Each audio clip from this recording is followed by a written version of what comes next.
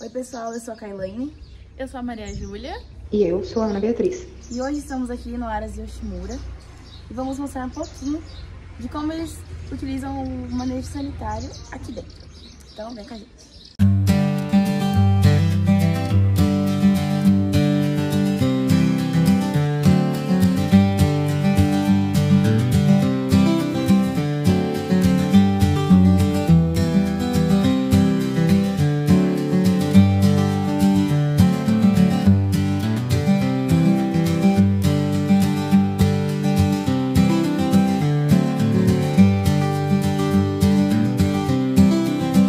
Estamos aqui com o Jordani, que é médico veterinário do Aras.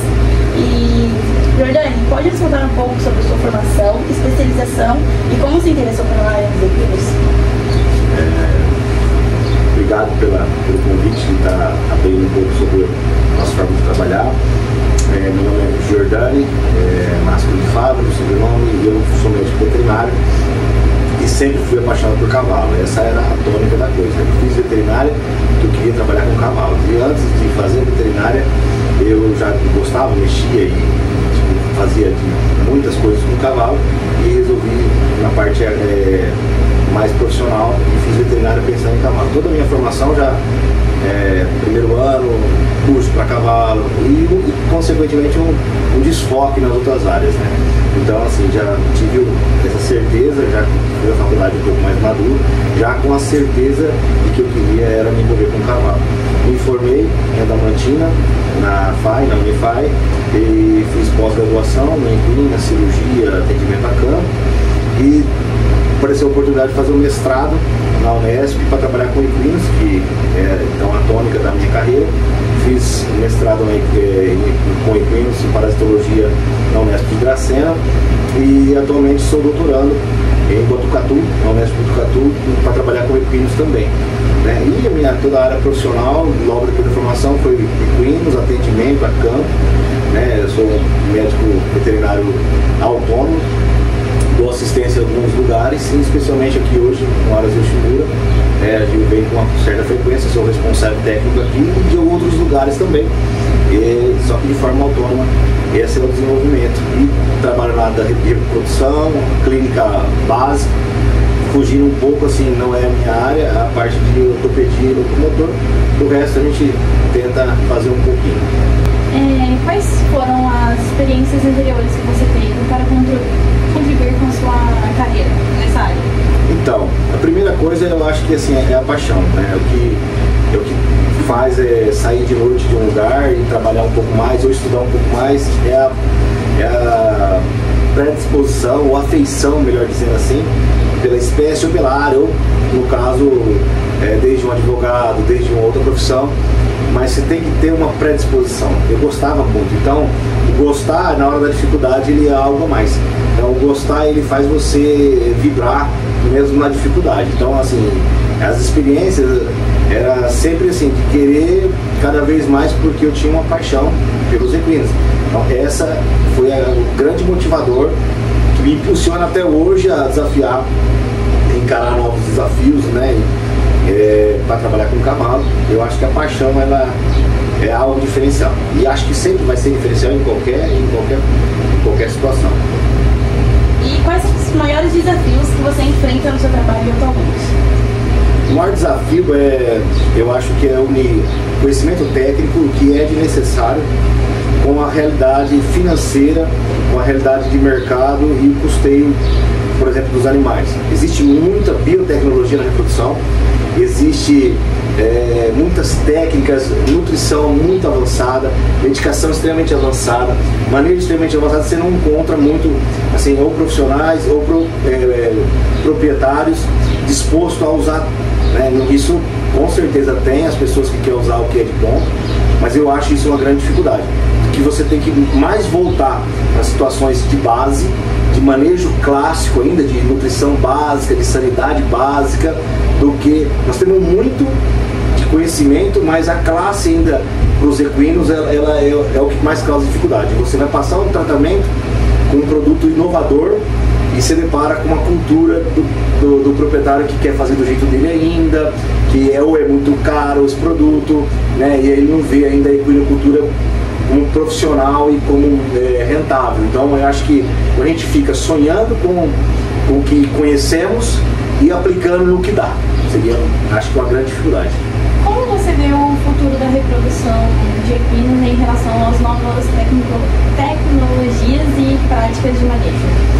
As biotecnologias da reprodução, hoje elas estão em franca expansão. Hoje o que a gente tem mais faz é ICSI, que é uma fertilização in vitro, que permite usar pouco sêmen, ou permite usar doadores, congelar os óvulos, congelar os embriões. Isso é o que está em franca expansão, porém ainda com um custo muito alto. Mas a reprodução em equinos, em nível profissional, ela caminha assim, cada vez mais para pessoas que têm uma estrutura maior, do que ela sair daquela estrutura de ter um cavalinho em casa, querer fazer na própria casa. A central de reprodução, ela cresce hoje e diminui as pessoas que faziam informal, de pôr o cavalo com a égua, de forma... Então, assim, é uma crescente para tecnologia e para uma evolução de zootécnica, de pedigree, sangue, semi-importado, cavalo importado. Isso cresce demais, à medida que também é muito ruim para aquele que brincava de querer alguma coisa. Então, assim, está em franco desenvolvimento, e só que mais elitizado. E como a higiene do ambiente onde os equinos são mantidos pode impactar a saúde reprodutiva dos animais?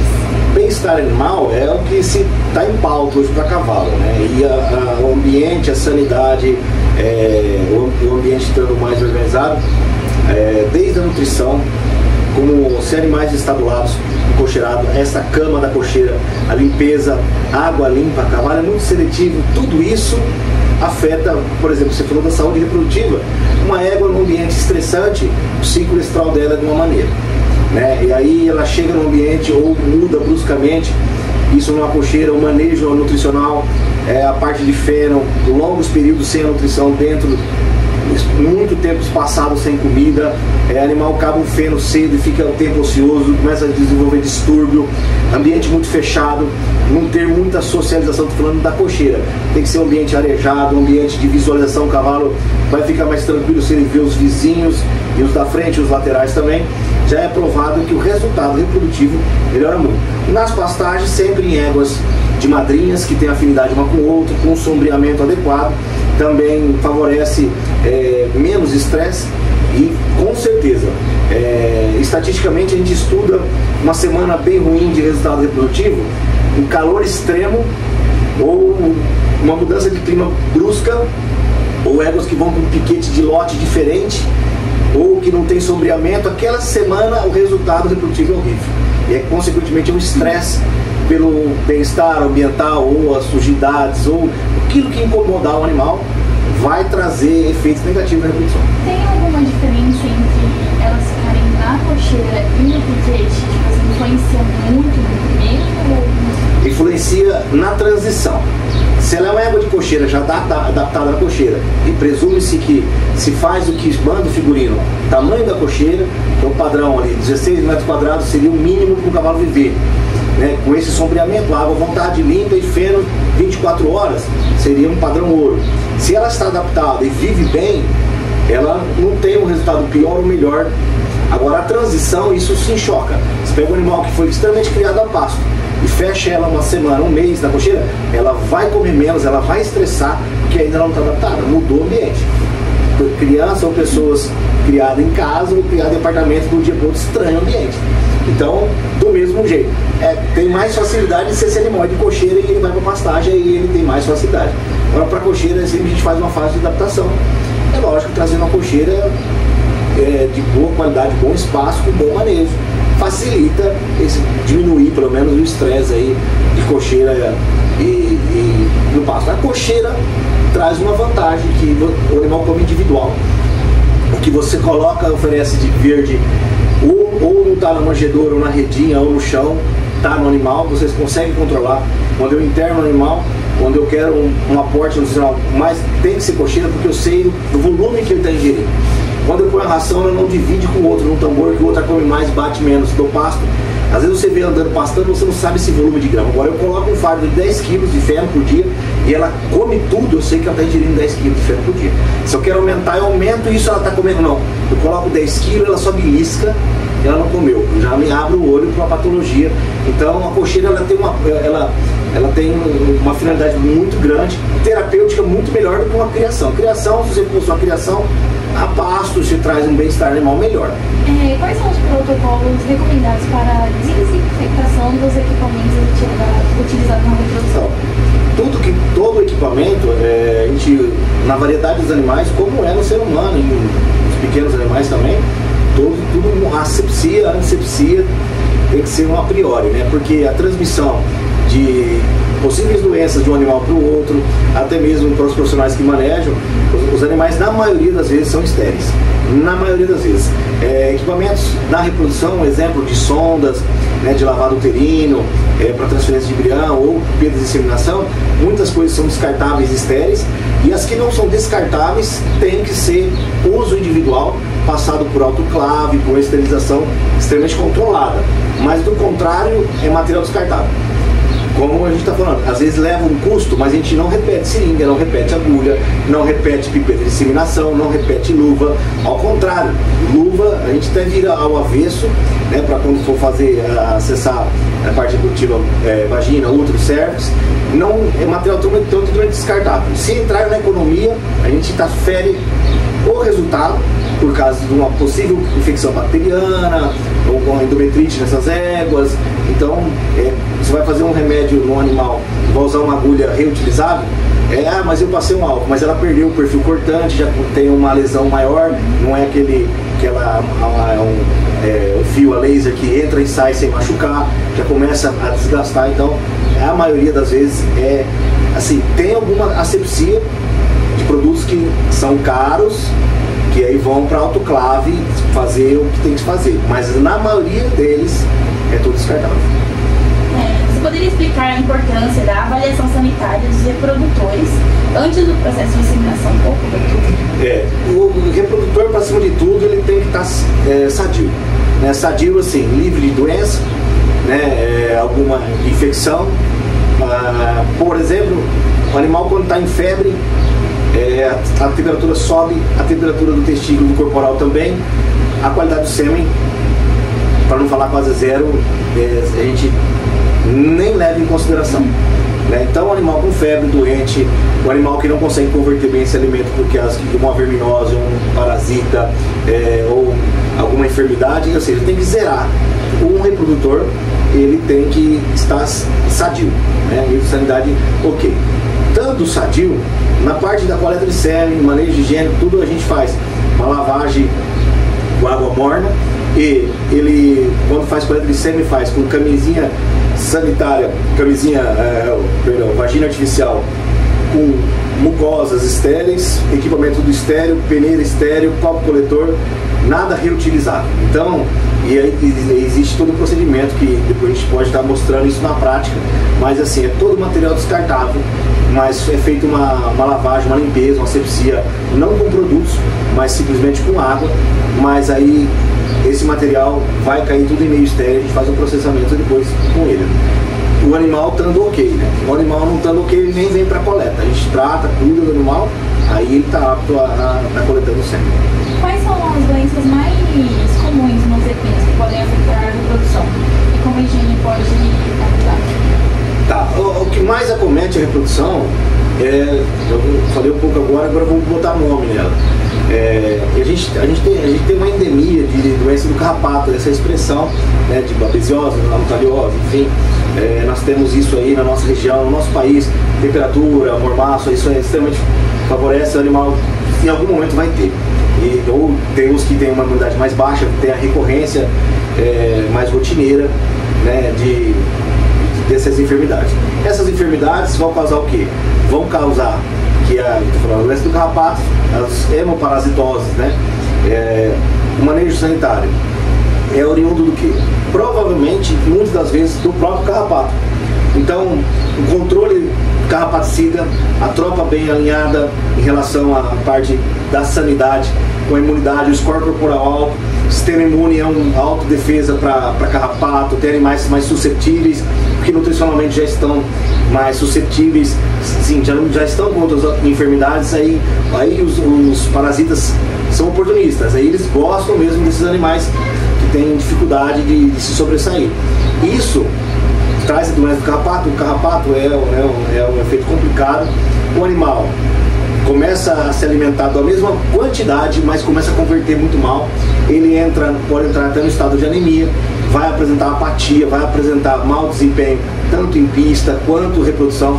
A reprodução é um gasto, ele tem que estar, é um gasto energético muito grande, ele tem que estar bem sadio. Então, manejo sanitário, vacinação. O cavalo com doença, já falei, ele não vai entrar para a coleta. Então, o manejo sanitário, onde é que ele entra na reprodução? Totalmente. Ele controlar carrapato, ectoparasitas, endoparasitas e vacinação, e a nutrição do animal em si favorece. Quais inovações ou novas práticas na área você acredita que estão mudando o cenário da reprodução equina? A nutrição e o bem-estar animal. Se via-se como, por exemplo, as matrizes, éguas tratadas de alguma maneira mais à vontade. Hoje se tem um enfoque muito grande por esse bem-estar. Nós falamos no começo que a sanidade, o bem-estar, os ambientes mais saudáveis, isso favorece. Então hoje o proprietário pensa que ele vai soltar uma égua gestante ou uma doadora de embrião, ele não vai soltar no tempo sem uma árvore, ele quer o piquete sombreado, ele quer uma grama de boa qualidade, vai usar as rações, a alimentação mais tecnológica, porque ele já sabe e é uma constante que isso traz resultado.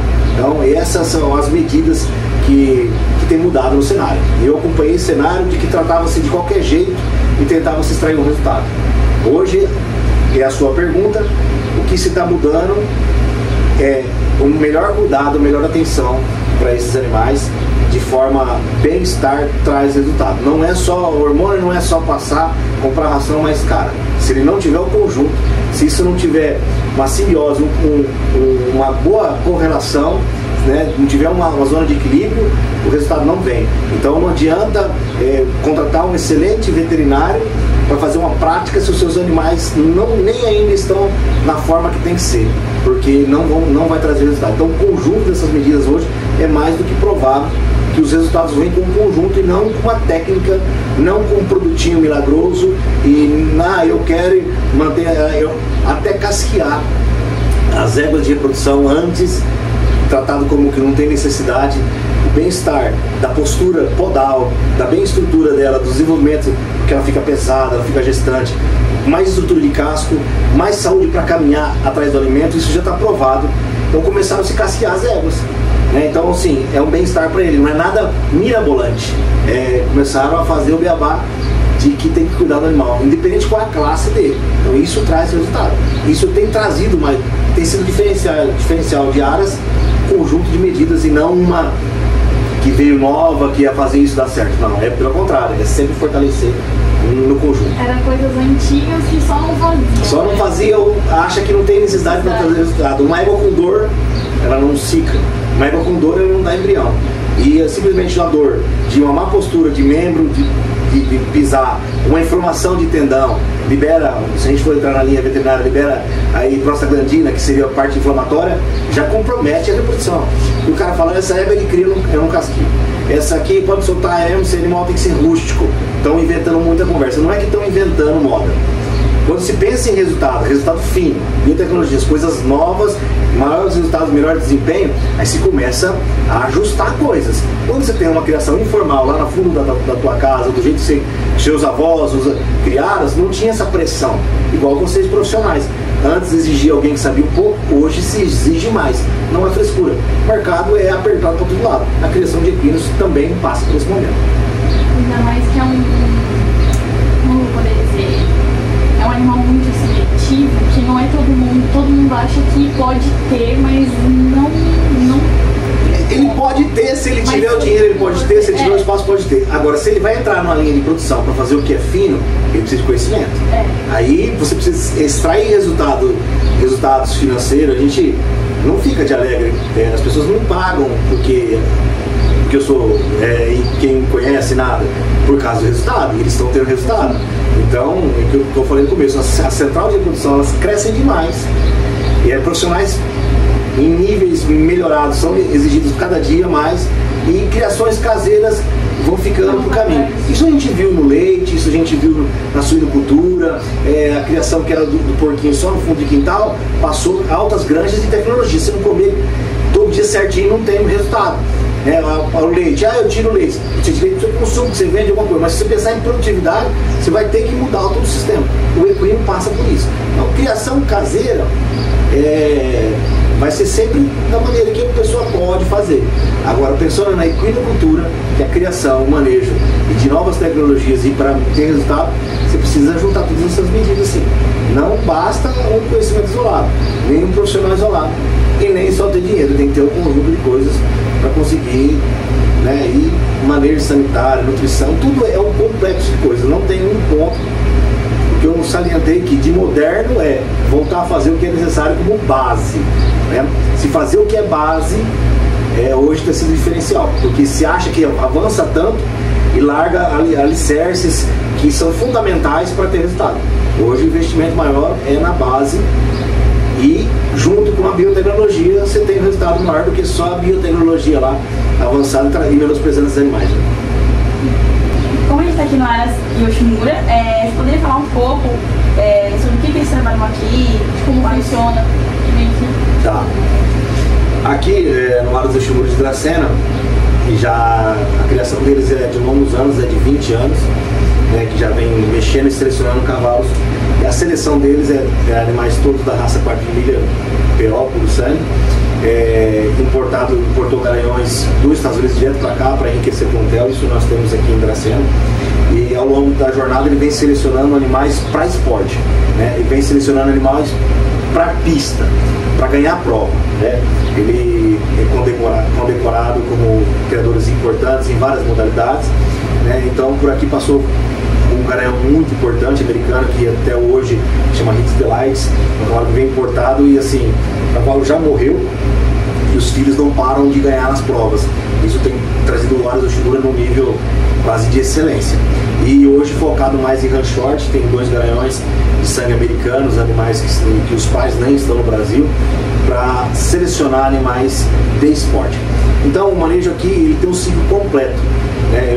Eu falo da complexidade assim, tem sêmen à disposição, venda de sêmen para fazer futuros animais, tem as matrizes, então tem todo o sistema de cria, da produção inteira é 100% dele, animais, cavalo dele com as éguas dele, usa alguns garanhões de fora também, mas é tudo feito aqui dentro, as éguas são inseminadas.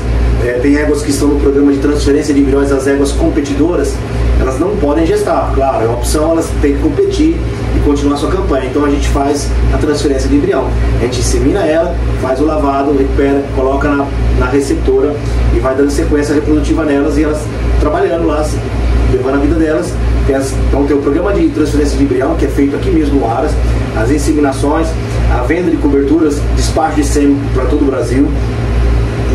E aí depois tem a parte de cria, essas éguas, tanto as receptoras quanto as reprodutoras, tem toda a gestação, aí tem o parto, tem piquete maternidade, tem acompanhamento do parto.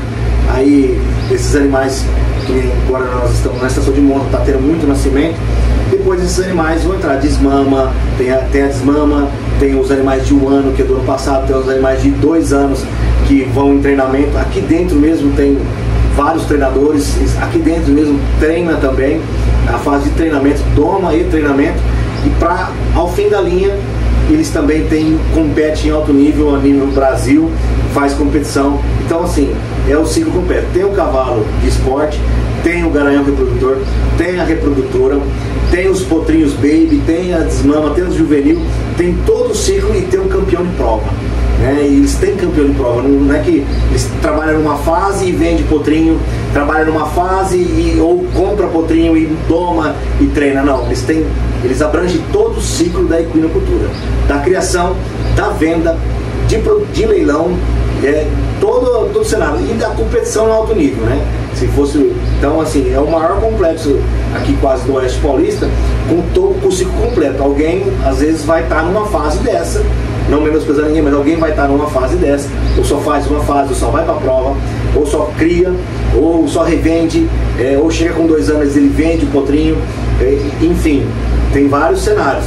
Mas aqui no Aras Yoshimura é o ciclo completo. E tem uma equipe aí de mais de 12 funcionários que moram aqui no Aras. São 2 veterinários aqui hoje dentro do Aras, um permanente, um dando apoio externo, no meu caso, e uma fixa aqui.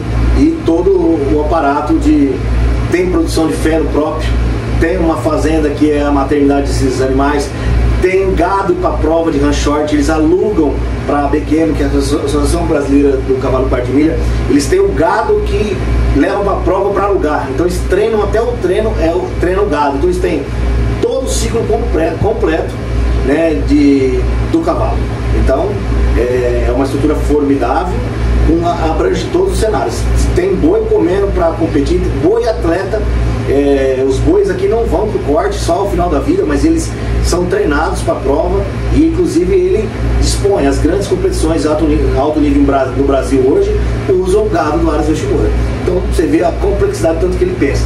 E o próprio feno dele, ele produz feno na fazenda, daí o controle também de tifton, de grama, fardo, nutrição, só a ração, que é uma ração comercial, que não faz aqui, claro, nem indica-se para cavalo, compra de uma marca de primeira qualidade, mas aqui é uma estrutura formidável. Faz com que ele se torne um dos maiores aqui da relação Um dos maiores, sem sombra de dúvida, por nível zootécnico dos animais, resultado de prova e complexidade da transação aí, da mexida, né? Então nós temos aqui colaboradores que só mexem. Tem uma pessoa aqui hoje que só mexe com trato de cavalo. Só ela é uma médica veterinária, só ela põe ração, ninguém mais põe ração. Só ela. Bom, então se tiver que dar um suplemento, uma ração, tem uma pessoa só para isso. Aí lógico, tem o pessoal que limpa as cocheiras, tem o pessoal do pasto, tem o pessoal do treinamento, tem o pessoal da doma, e assim, cada um tem o setor. E tem um gerente geral que mexe com tudo isso, para fazer essa máquina rodar.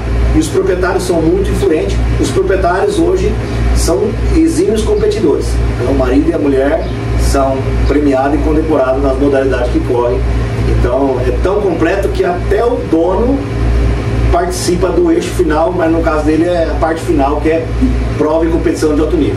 O proprietário e a proprietária, eles competem em alto nível, são ranqueados hoje, salvo engano, então esse ano de 2024 vai fechar, acho que em 3º lugar para ganhar um prêmio Awards da BQM. O melhor competidor é aqui dentro, é a proprietária aqui. Então é complexo mesmo. Ao longo do vídeo a gente vai mostrar um pouco das práticas aqui.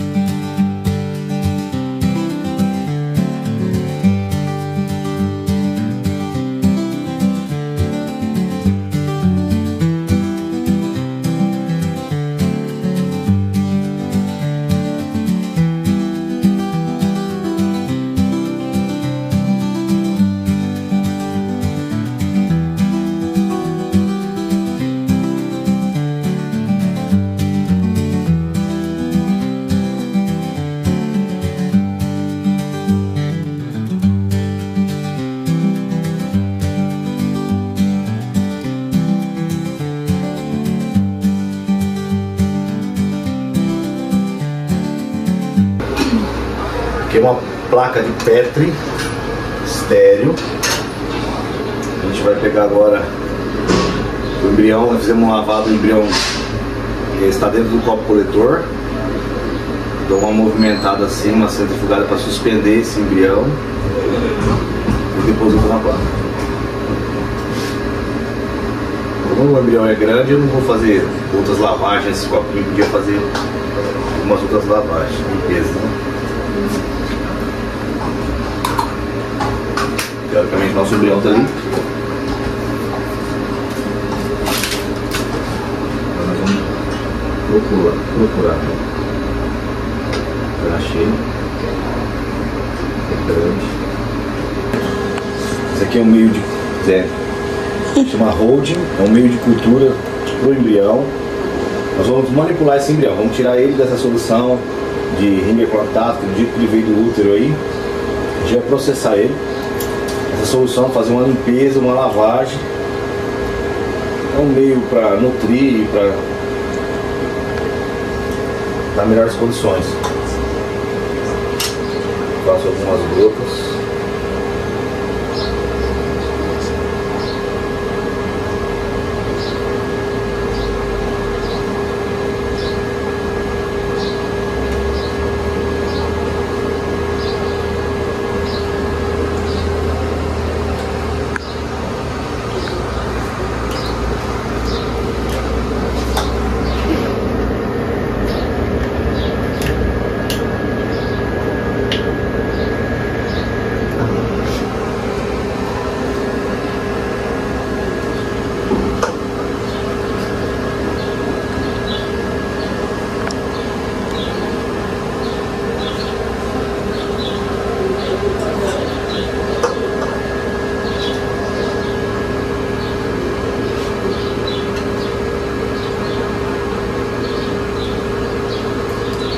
Preparar para acabar.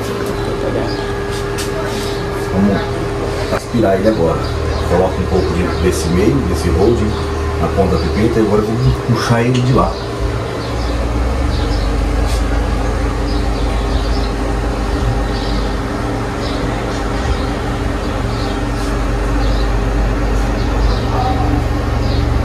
Já está aqui. Eu vou passando ele de gota em gota, 2 vezes cada gota, para fazer uma limpeza. Toda vez que eu coloco ele nessa gota com esse meio, eu aspiro, eu crio uma aderência, uma tração desse líquido, vai limpando os bordos desse embrião e vai melhorando ele. Então eu vou fazer uma limpeza, pego ele e passo com outra gota, pego ele e passo com outra gota, vou passando para dar uma purificada nesse embrião, para ele ter uma condição melhor, um preparo para depois a gente transferir.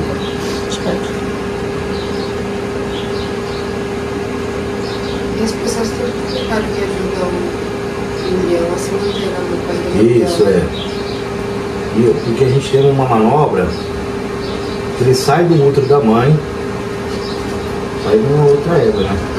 Então, é invasivo, é outro ambiente. Lógico que a receptora está extremamente, tem que estar compatível, né?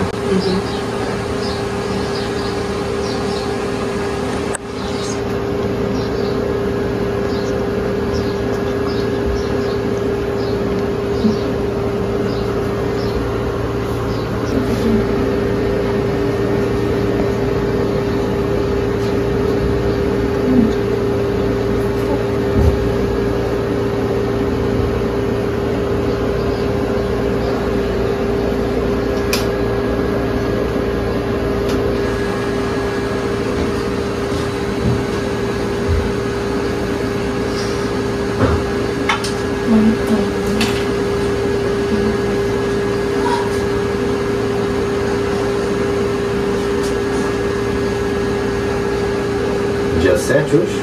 Isso.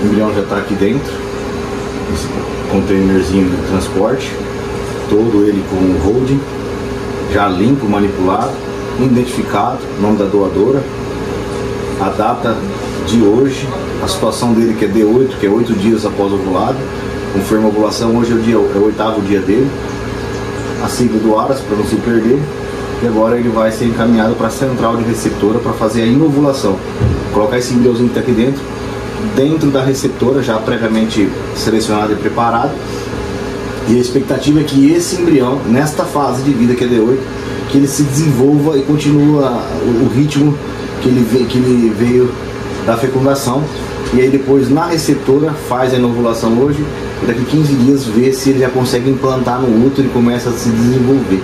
Então são várias etapas, e aí agora ele vai para outra etapa. Aí meninas, o ultrassom é transretal, tem que entrar dentro do reto. A Vem mais perto, porque o tração é uma imagem entre preto e branco.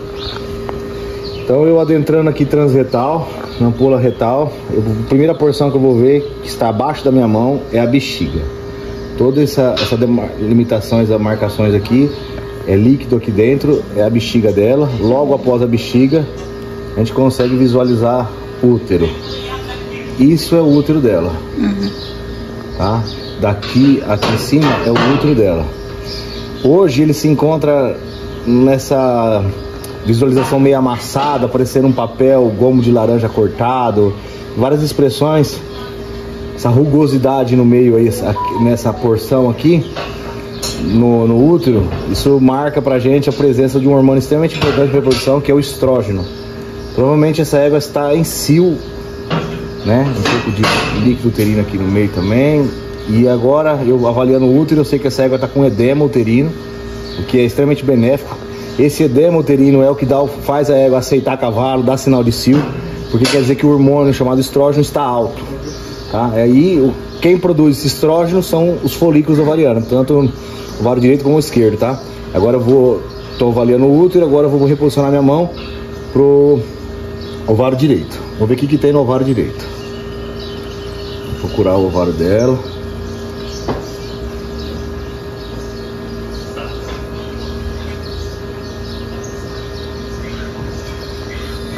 Égua um pouco nova, apertada bastante.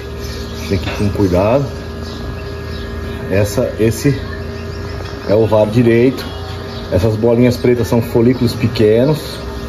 Aí nesse ovário direito tem várias bolinhas, vários folículos. Não é o que interessa a gente. Eu procuro por um grande. O direito, para mim, eu estou fazendo uma inspeção aqui e vejo que não tem nada muito interessante. Aí eu mudo minha posição e eu vou ver o esquerdo. Aí no esquerdo eu acho já um folículo grande. Eu vou avaliar várias bolinhas e um bem grande.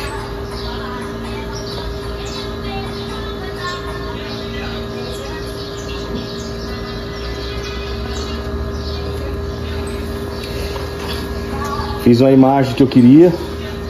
Achei o folículo, no caso, está no lado esquerdo. Aí eu vou mensurar ele. A gente, controle de ultrassom na reprodução, a gente vai medir esse tamanho. O folículo vai crescendo até ovular, né? Então eu vou medir ele, vou nos bordos, presumo aqui esse bordo, meço essa lateral, meço uma outra, pode ser X, pode ser... O que é importante é me dar a média. Aqui o ultrassom já gera 3,01 centímetro, 3,3 centímetros, ou seja, 30 milímetros ou 3 centímetros. Na teoria, uma égua está apta para inseminar, para induzir a ovulação, quando ela tem no mínimo um folículo de 3,4 em diante. Porque já tem um tamanho maduro, ele já está maduro, ele vem crescendo. Acima de 34 pode ser que ele vai aí para 3,5, 6, 7, 8, 4,0, né? Mas acima do 34, do 3,4 em diante, combinado com aquele edema uterino que nós vimos, é o que eu preciso. No caso, hoje eu estou acompanhando o ciclo estral dessa égua. Hoje ela não está apta, porque ela tem 3 com 3, a média aí vai dar 6,3, vai dar 3,1,5 aí de média. Eu precisar de 3 e 4. Então acontece, na teoria, uma égua vai crescer os folículos aí a 2 milímetros por dia, né? 0,2 aí por dia. Então eu espero que amanhã ela tenha um 35 aqui. 35 eu falo tirando a vírgula, tá? 35, eu 36, aí eu pego ela para inseminar. Então, hoje é acompanhamento, amanhã eu passo ela de novo. Provavelmente, se ela vier sequenciada, até no sábado ou domingo eu tenho que inseminar essa égua. Tá bom? O que eu queria te perguntar é como vocês fazem a questão de descarte dos materiais que vocês usam na hora de acoplar, de fazer a lavagem. Tá, todo material pérfuro cortante, que é agulha e bisturi, tem caixa própria. No laboratório ele tem uma caixinha amarelinha, que é próprio para isso. E aí isso aí é coletado e enviado. O resto do material é lixo normal, porque a gente, assim, fora de sangue, essas coisas, é só fezes, é mais a parte reprodutiva. Algodão, algum outro produto, o resto de remédio, aí vai no lixo normal, né? Agora o pérfuro cortante separado do lixo tradicional, né? E quais são os produtos que vocês utilizam para higiene, para lavagem, para descontaminação da baia, quando tem algum animal dele? Tá, no manejo nas cocheiras, sempre remove toda a matéria orgânica, seria palha, cama, dejetos, e aí uma vez ao mês faz um cal virgem, né, e amônia quaternária também. A gente passa na baia, deixa 2, 3 dias e depois volta à cama. Independente, pode ser o mesmo animal, a gente sempre faz esse processo uma vez ao mês, né? E muitas das vezes faz com vassoura de fogo também. Usa vassoura de fogo tanto nos comedouros, nos bebedouros, isso é na parte das cocheiras, né? E agora a pasto estão livres e não tem muito o que fazer, é só a remoção das fezes, vai para uma esterqueira, né, das cocheiras, e depois acaba enterrando, incorporando e virando matéria orgânica para os pastos mesmo.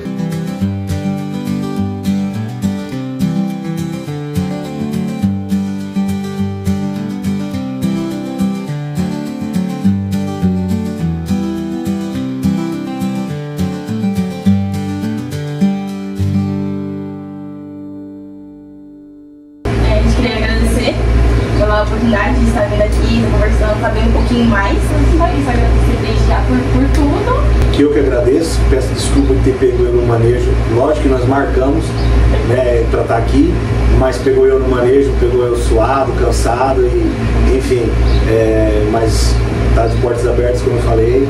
É só bater um bate-papo e espero que isso possa ajudar tanto vocês como alguém que ouviu o vídeo.